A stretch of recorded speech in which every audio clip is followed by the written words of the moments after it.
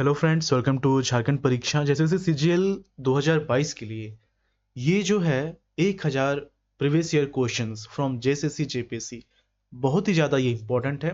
Okay, इसमें हम लोग कहने का 1000 कर रहे हैं। अगर आप ध्यान से इसको देखेंगे तो 4 से 5000 क्वेश्चन आपका कवर हो जाएगा।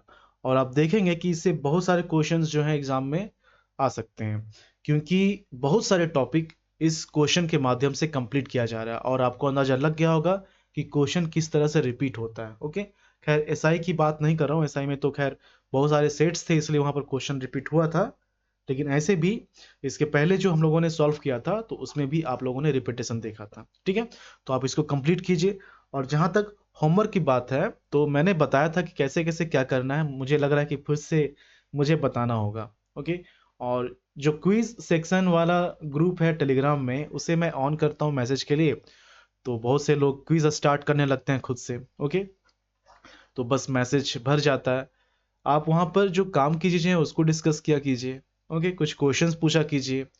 तो देखता हूँ, मैं हो सके तो मैं फिर से इसके बारे में बता दूंगा। मुझे लग रहा है कि बताना पड़ेगा मुझे क्विज के बारे में और जो होमवर्क सीरीज है उसके बारे में, क्योंकि बहुत लोग समझ नहीं पाए हैं। ठीक है, तो देखता हूँ मैं 1-2 घंटे में। यहाँ पर इसके जो है अभी जो 1000 प्रीवियस क्वेश्चन है, तो चलिए हम लोग इसका अगला पार्ट जो है कंप्लीट करते हैं। यहाँ पर देखिए पहला क्वेश्चन। अच्छा, कुछ लोगों ने कमेंट किया था कि सर कुछ नया चीज़ बताइए। अब देखिए ये सेट मुझे कंप्लीट करना है। अगर आप कंप्लीट नहीं करेंगे, आपको अंदाजा कैसे लगेगा कि कितने सारे क्या क्या क्वेश्चन पूछे गए थे। एक कॉन्फिडेंस तो होना चाहिए ना कि आपने जेएसएससी के सारे क्वेश्चन को, जेपीएससी के सारे क्वेश्चन को सॉल्व किया है। तो वही चीज़ मैं कर रहा हूँ। आप इसको देखिए, सारे क्वेश्चंस आपके दिमाग में बैठ जाएगा, इसीलिए मैं इतना सारा रिपीटेशन देता हूँ। और इतना सारा रिपीटेशन हो रहा है तो आप उब गए हैं, बोल रहे हैं कि नहीं कुछ नया चीज़ बताइए। अब क्वेश्चन ही वैसा, तो मैं क्या करूँ। ओके, देखिए यहाँ पर पहला क्वेश्चन है, who among the following has been independent chief minister of Jharkhand. अब क्वेश्चन रिपीट हुआ है, लेकिन क्वेश्चन रिपीट नहीं हुआ है। मैं जो बता रहा हूँ टॉपिक, वो टॉपिक रिपीट हो गया है। ओके, मैंने इतना बार बताया इसके बारे में कौन कौन से चीफ मिनिस्टर हैं। ओके, और उनका टर्म क्या रहा है, कौन कौन से पार्टी के रहे हैं। तो यहाँ पर इंडिपेंडेंट कौन रहा है, ये मधु कोड़ा रहे हैं। ठीक है, कौन रहे, मधु कोड़ा। और इनका टर्म क्या था, टर्म आप याद रखेंगे। इनका जो टर्म था ये था 5वां। क्या टर्म था इनका, 5वां था। शिबू सोरेन का जो टर्म था ये था तीसरा, छठा और 7वां। बाबूलाल मरांडी इनका पहला टर्म था। रघुवर दास इनका 10वां टर्म था। ठीक है, ये आप याद रखेंगे।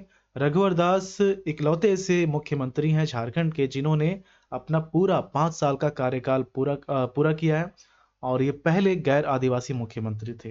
ठीक है, शिबू सोरेन ये 3 बार मुख्यमंत्री रहे हैं, लेकिन सबसे कम समय के लिए मुख्यमंत्री रहे हैं कोई, तो ये शिबू सोरेन 10 दिन के लिए मात्र रहे थे एक समय।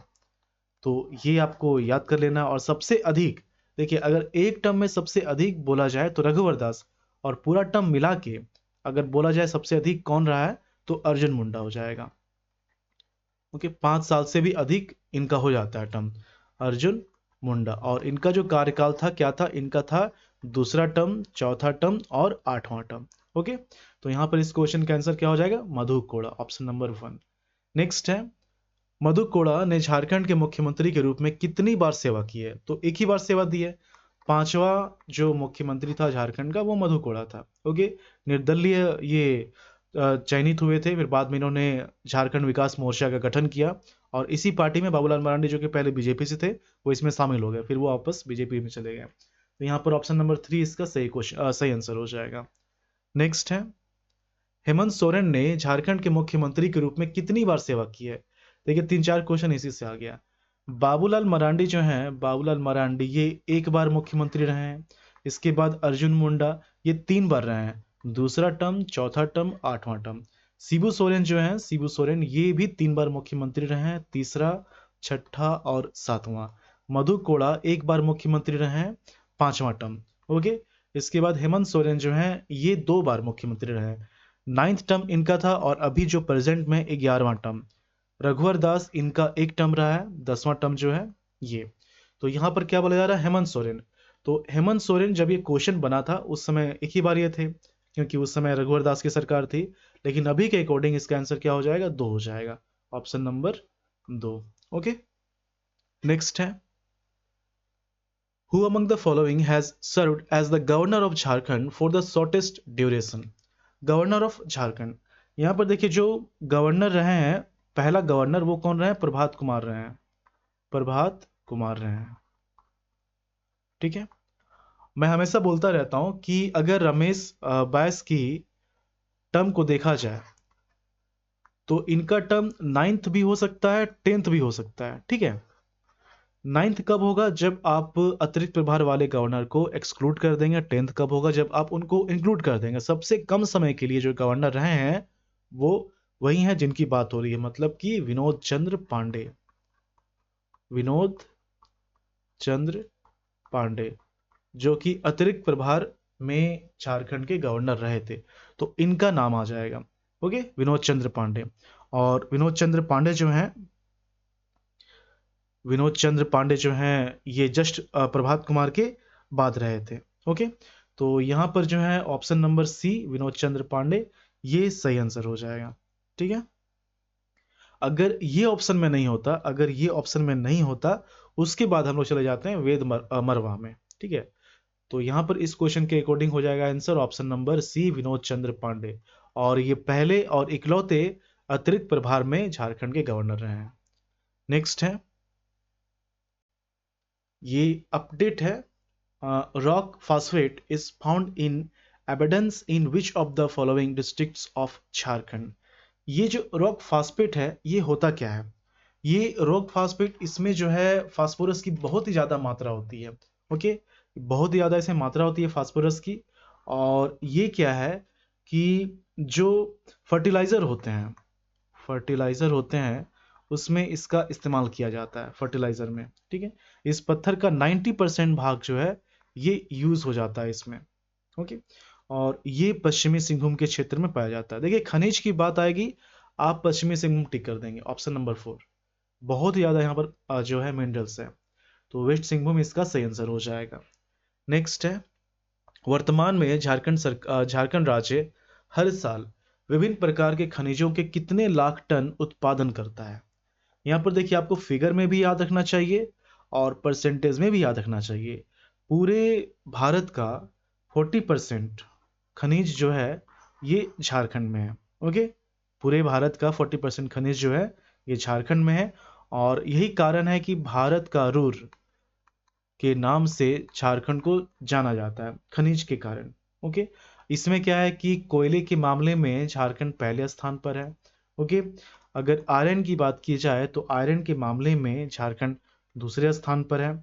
कॉपर ऑयर की बात की जाए, कॉपर ओर की बात की जाए तो इसमें तीसरे स्थान पर है झारखंड। ठीक है, अगर बॉक्साइट की बात की जाए तो इसमें 7वां स्थान है।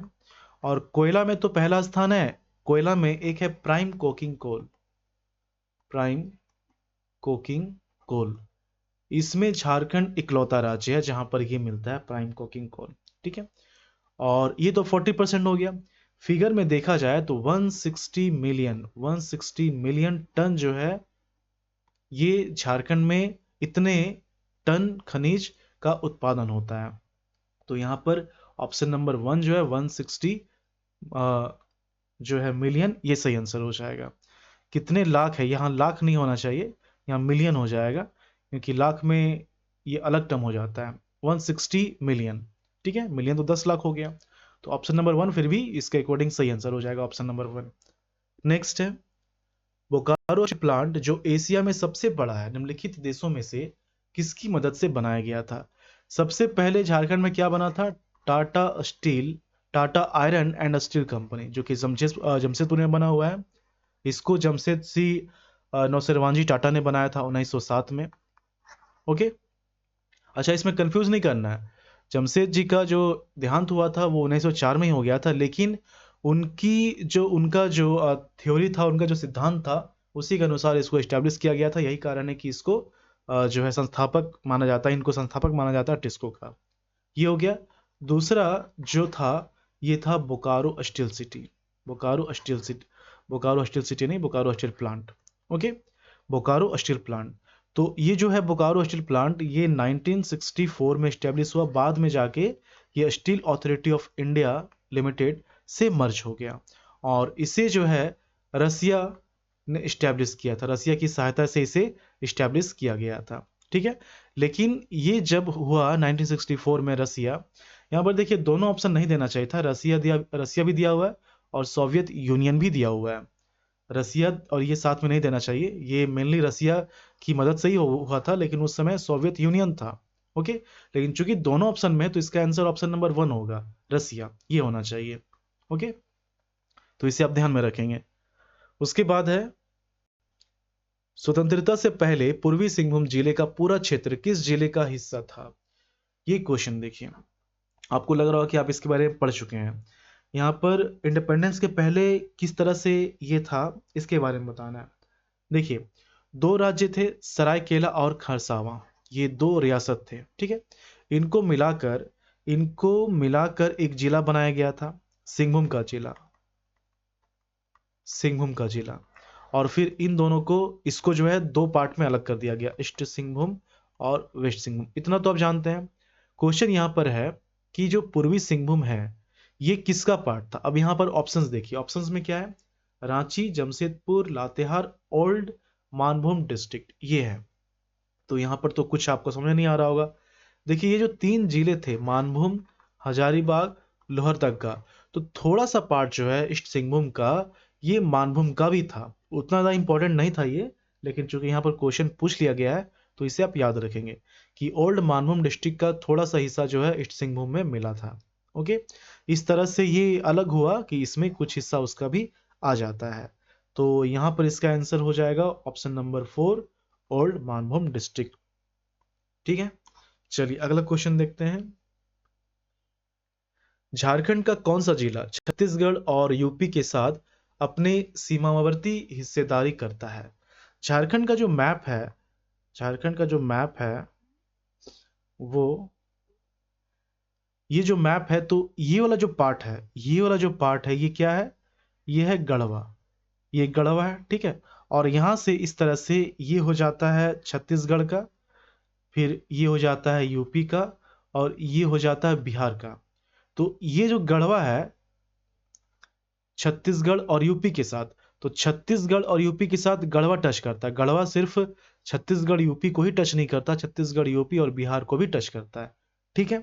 उसी तरह से यहाँ पर सिमडेगा आप देखेंगे तो सिमडेगा जो है छत्तीसगढ़ और उड़ीसा को भी टच करता है। उसी तरह से यहाँ पर ईस्ट सिंहभूम देखेंगे तो ईस्ट सिंहभूम जो है ये उड़ीसा और वेस्ट बंगाल को टच करता है। इसी तरह से आप साहिबगंज को देखेंगे तो साहिबगंज जो है ये बिहार और वेस्ट बंगाल को टच करता है। तो यहाँ पर छत्तीसगढ़ यूपी के लिए कौन हो जाएगा? गढ़वा हो जाएगा, ओके। Option number 1। एक बार मैप में आप इसे देख लीजिए, मैप में देखिए गढ़वा है ना, गढ़वा जो है ये छत्तीसगढ़, यूपी और बिहार तीनों डिस्ट्रिक्ट, तीनों स्टेट को ये टच करता है, ओके। तो इस दोनों को टच करने वाला कौन सा जिला हो गया? गढ़वा हो गया। तो यहाँ पर ऑप्शन नंबर 1 इसका सही आंसर हो जाएगा। नेक्स्ट है, पारसनाथ मधुबन कहाँ स्थित है? मधुबन के नाम से भी जाना जाता है इस एरिया को, जहाँ पारसनाथ पहाड़ है, और ये झारखंड का सबसे ऊंचा पहाड़ है। इसका जो ऊंचा शिखर है उसको क्या बोला जाता है? समेत शिखर, समेत शिखर। इसका हाइट आपको याद रखना है 1365 मीटर, और फीट में 4478, बहुत बार क्वेश्चन आया, 4478 फीट।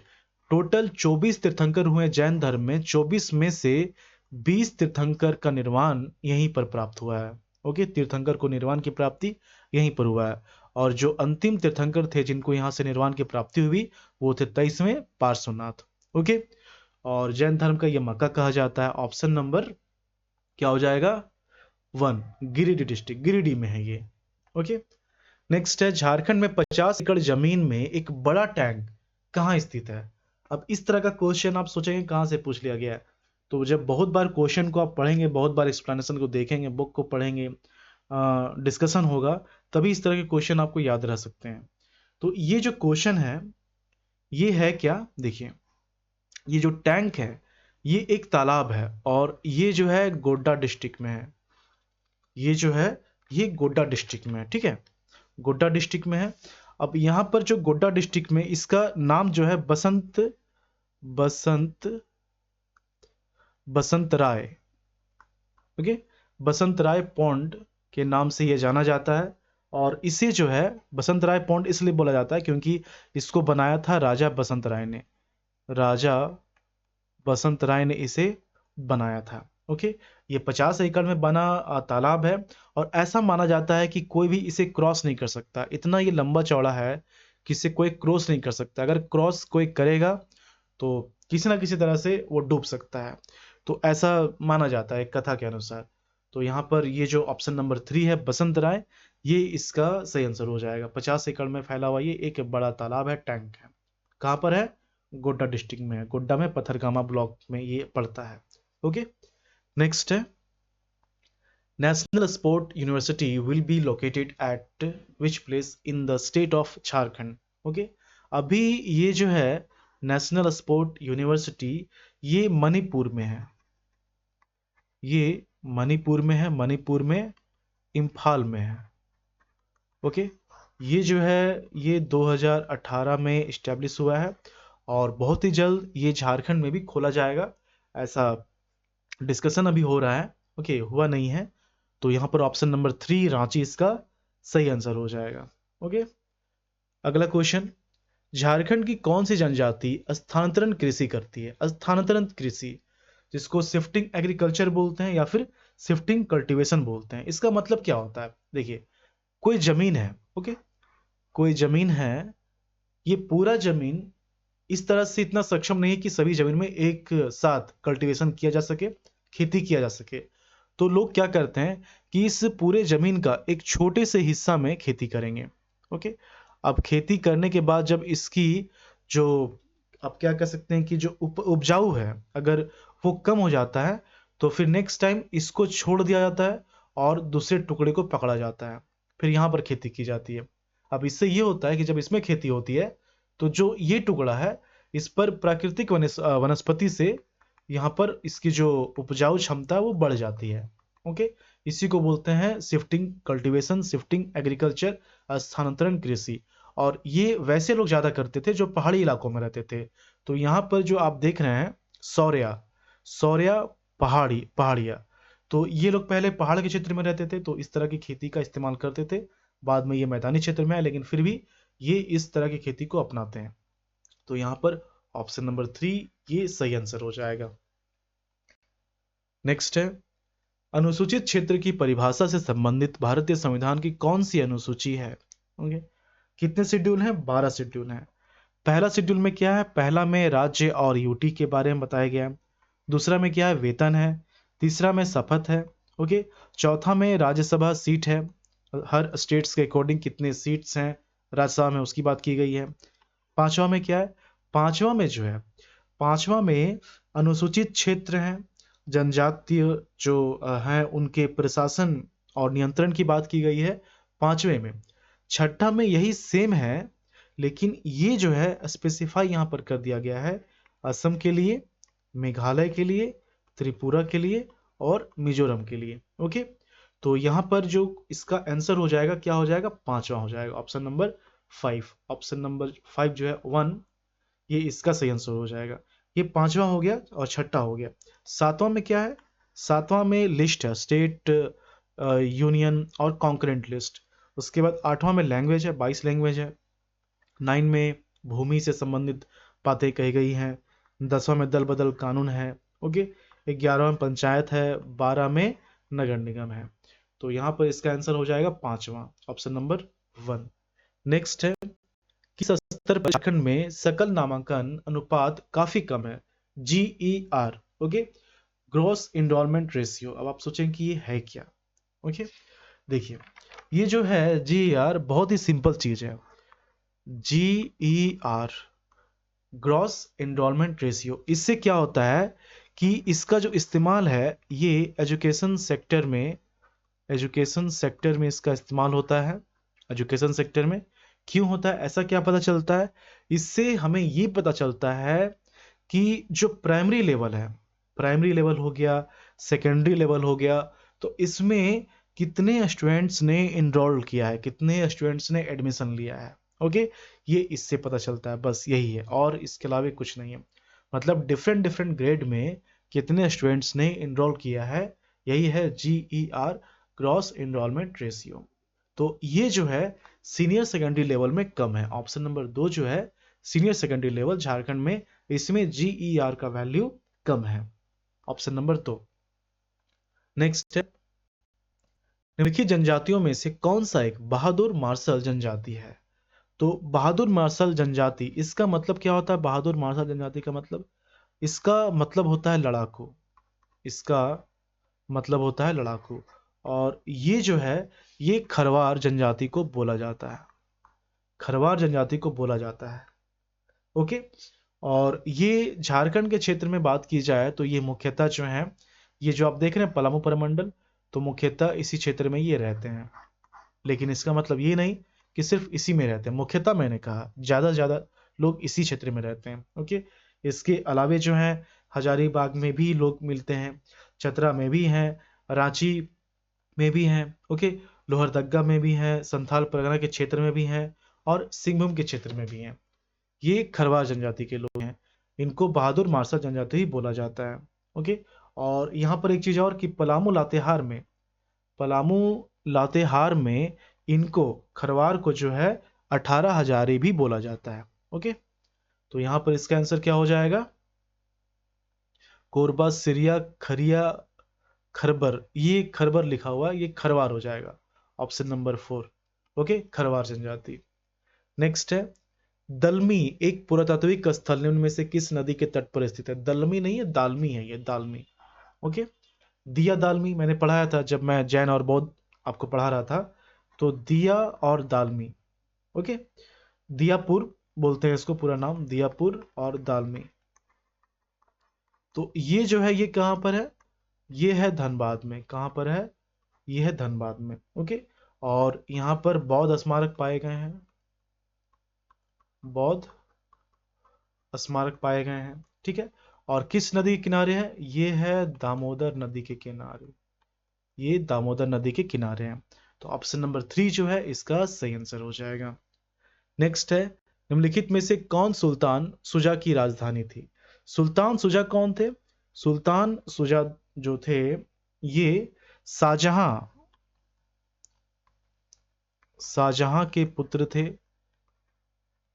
शाहजहां के पुत्र थे। और इन्होंने, वैसे तो उस समय ये बंगाल उड़ीसा बिहार आप कह लीजिए, तो बंगाल उड़ीसा के ये गवर्नर थे, बंगाल के ये गवर्नर थे। और इन्होंने राजमहल का जो क्षेत्र है, राजमहल के क्षेत्र को इन्होंने राजधानी बनाई थी। ओके। तो यहां पर ऑप्शन नंबर 3 हो जाएगा। सुल्तान शुजा की राजधानी क्या थी? तो option number 3 Rajmahal. Okay. Next है, during the reign of Aurangzeb Dalel Singh defeated Magar Khan the ruler of, ये कौन से वंश के थे? अभी भी मैंने ये खत्म किया पढ़ा के ना, कल ही मैंने पढ़ाया था, डिटेल में मैंने पढ़ाया कि कौन कैसे किस का मर्डर करता है, कैसे फिर सत्ता पे अपना सत्ता हासिल करता है, ये सब मैंने बताया था। तो यहाँ पर बस आप ये समझिए कि जो दलेल सिंह है, जो जो दलेल सिंह है, इन्होंने मगर खां की हत्या की। ओके। अब फिर इसका जो गढ़ है इस पर इन्होंने कब्जा कर लिया। मगर खां का जो पुत्र होता है मगर खां, इसका नाम होता है रणभस्त खां। रणभस्त खां, फिर बाद में रणभस्त खां दलील खां को हराता है युद्ध करके और वापस अपनी सत्ता को हासिल कर लेता है। ओके। ये जो है ये क्या लिखा हुआ यहाँ पर, द रूलर ऑफ, तो ये चाय, वैसे तो यहाँ पर इसका आंसर होना चाहिए रामगढ़। ठीक है, रामगढ़ है ऑप्शन नंबर 3। ऑप्शन नंबर 3 हो जाएगा इसका सही आंसर, जो है ऑप्शन नंबर 3 हो जाएगा। During the reign of Aurangzeb Dalil Singh defeated Magar Khan the ruler of, इसका आंसर हो जाएगा रामगढ़, ऑप्शन नंबर 3, ये इसका सही आंसर होगा। ओके। नेक्स्ट है, Gautam Buddha was born in which of the following places, इनका जन्म कहाँ हुआ था? इनका जन्म हुआ था लुम्बिनी में। कहाँ हुआ था? Option number 3 Lumbini. कपिल वस्तु में नहीं हुआ था, कपिल वस्तु के नजदीक है लुम्बिनी जो है, ये कपिल वस्तु के नजदीक है। तो ऑप्शन नंबर 3 लुम्बिनी इसका सही आंसर हो जाएगा। नेक्स्ट है, deep underground cave of ice age have been found in, ये हजारीबाग में मिला है, ये जो है हजारीबाग में मिला है। और हजारीबाग में कहाँ, हजारीबाग में इसको गांव, हजारीबाग में इसको गांव में ये मिला। इसको गांव में जो है यहाँ पर बड़े बड़े पत्थरों में मानव द्वारा निर्मित चित्र मिले हैं। ओके, यहाँ पर एक ओपन सूर्य मंदिर भी पाया गया है। तो यहाँ पर हो जाएगा इसको विलेज, ये कहाँ पर है, ये हजारीबाग में, ऑप्शन नंबर 2। नेक्स्ट है, झारखंड के 72 प्राचीन मंदिरों में गांव मलुटी किस वंश से संबंधित है? ये कहां पर है मलुटी गांव? ये जो है ये दुमका में है। कहां पर है? ये दुमका में है। ओके, और इसमें क्या है कि इसका जो संबंध है, ये जो मंदिरें हैं, इसका जो संबंध है ये पाल वंश से है, ये जो है पाल वंश से है। ओके, तो यहां पर ऑप्शन नंबर 1 इसका सही आंसर हो जाएगा, पाल वंश। ठीक है, दुमका में ये जो है शिकारीपाड़ा के नजदीक है। नेक्स्ट है, चौसा की लड़ाई लड़ी गई थी, ये झारखंड में ही पूछा गया है सब। चौसा की लड़ाई जो है ये किसके किसके बीच लड़ी गई थी? ये हुमायूं एंड शेरशाह, हुमायूं एंड शेरशाह। कब? ये 26 जून 1539 को ये लड़ाई लड़ी गई थी। और इसमें क्या है कि हुमायूं जो है हार जाते हैं, हुमायूं जो है ये हार जाते हैं। कहां पर लड़ी गई थी? ये जो है चौसा जगह का नाम है बिहार में। ओके, बक्सर में। और ये जो है गंगा और कर्मनासा नदी में लड़ी गई थी इस युद्ध को। तो यहां पर क्या हो जाएगा, ऑप्शन नंबर 4 1539। नेक्स्ट है, भारत में झारखंड को वन क्षेत्र के अंतर्गत क्षेत्र के अनुसार कौन सा स्थान दिया गया है? तो वन क्षेत्र की बात की जाए, देखिए अभी भी जो वन सर्वेक्षण रिपोर्ट आया है 2021 का, ये लेटेस्ट डेटा है। तो इसमें क्या है कि 2021 के अकॉर्डिंग जो टोटल वन क्षेत्र है झारखंड में वो 29.76% है, 29.76% है 2021 के अनुसार। 2019 में ये 29.62% था। 2021 में इतना हो गया, 110 स्क्वायर किलोमीटर की वृद्धि हुई है इस बार। ओके, और रैंक देखा है तो रैंक इसमें 10वां हो जाएगा, ऑप्शन नंबर 4। नेक्स्ट है, द सीड्स ऑफ साल आर इंपॉर्टेंट फॉर, साल का जो बीज होता है वो किस काम आता है? तो यहाँ पर इससे क्या है कि औषधीय तेल भी बनता है। ओके, बहुत सारी बीमारियों में ये उपयोगी होता है और खाद्य तेल के रूप में भी ये यूज किया जाता है। तो 1 और 2 दोनों इसका सही हो जाएगा, ऑप्शन नंबर 4। नेक्स्ट है, because of its soft fiber, which of the following tree fruit is used for making pillows and blanket covers? तो यहाँ पर ये जो है सेमुल, ठीक है, सेमुल जो है ये ऑप्शन नंबर 2 इसका सही आंसर हो जाएगा। इसका इस्तेमाल किया जाता है जो पिलोज एंड ब्लैंकेट कवर होते हैं, क्योंकि सॉफ्ट होता है ये इसका सही आंसर हो जाएगा। नेक्स्ट है, झारखंड में निम्नलिखित में से कौन से पार्क अभ्यारण्यों में चेरो राजाओं के समय में ऐतिहासिक स्मारक और किले हैं? तो इस तरह की चेरो की बात आएगी तो आप पहुंच जाइए पलामू, ठीक है, और पलामू जब आप पहुंच जाएंगे तो आपको क्या मिलेगा, बेतला मिलेगा, ठीक है, बेतला राष्ट्रीय उद्यान मिलेगा, पलामू टाइगर रिजर्व मिलेगा। तो यहाँ पर ऑप्शन नंबर 2 जो है बेतला, ये इसका सही आंसर हो जाएगा। और ये पलामू टाइगर रिजर्व यहीं पर है। और यहाँ पर कौन सा किला है? यहाँ पर पलामू किला है, यहाँ पर पलामू किला है। ओके, कहाँ पर है ये? लातेहार में है, लातेहार में है। किसने बनाया था? इसको बनाया था मेदिनी राय ने, मेदिनी राय ने। ये सब मैं पढ़ा चुका हूं आपको। ओके, तो यहां पर ऑप्शन नंबर 2 बेतला हो जाएगा। नेक्स्ट है, Jaipal Singh the first captain of Indian hockey team won which medal for the first time for India in Olympics 1928? ये जो है ये कहां पर हुआ था? ये हुआ था एम्स्टर्डम में। ओके, एम्स्टर्डम में हुआ था। जयपाल सिंह मुंडा जो कि पॉलिटिशियन भी थे, ओके, और स्पोर्ट्स पर्सन भी थे, ठीक है। तो इन्होंने झारखंड पार्टी की स्थापना की थी। ये गोल्ड मेडल जीते थे, ऑप्शन नंबर 1 हो जाएगा, गोल्ड। नेक्स्ट है, Jharkhand state formation took place in which year? बहुत दिन के बाद क्वेश्चन मिला ना ये, जैसे से कि बहुत सारे क्वेश्चंस कर रहे थे तो ये हर सेट में ये मिलता था। यहाँ पर देखिए 26, 27 और 28 ये आपको याद करना है। तो 26वां जो स्टेट था वो कौन था?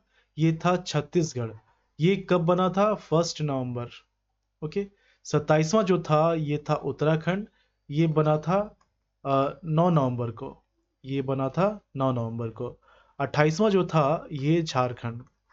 ये कब बना था? 15 नवंबर को। इस दिन भगवान बिरसा मुंडा का जन्म दिवस होता है। 15 नवंबर 1875 को इनका जन्म हुआ था और 9 जून 1900 की इनकी मृत्यु हुई थी। तो यहाँ पर option number 4, 2000। Which state is located in the south of Jharkhand? Jharkhand के साउथ में कौन सा स्टेट है? उड़ीसा है। ओके। झारखंड के साउथ में कौन सा स्टेट है? ऊपर में बिहार है, इधर यूपी है, इधर छत्तीसगढ़ है, इधर वेस्ट बंगाल है, इधर उड़ीसा है। ठीक है। ये सिमडेगा हो गया। ये जो है यहाँ पर ईस्ट सिंहभूम हो गया, उड़ीसा और वेस्ट बंगाल। और ये जो है साहिबगंज हो गया, बिहार और वेस्ट बंगाल। और ये जो है गढ़वा हो गया। ओके। ये जो है गढ़वा हो गया, छत्तीसगढ़, यूपी और ये बिहार। ओके। तो यहाँ पर उड़ीसा इसका सही आंसर हो जाएगा ऑप्शन नंबर 2। तो ये 30 क्वेश्चन कंप्लीट हो गया है। ओके। तो इसी तरह से हम लोग ये सारे सेट्स कंप्लीट करेंगे और जो एक्सप्लेनेशन बताए जाते हैं वो काफ़ी इंपॉर्टेंट है, आप इसको देखते चलिए। ठीक है, चलिए मिलते हैं झारखंड की अगली वीडियो में। धन्यवाद।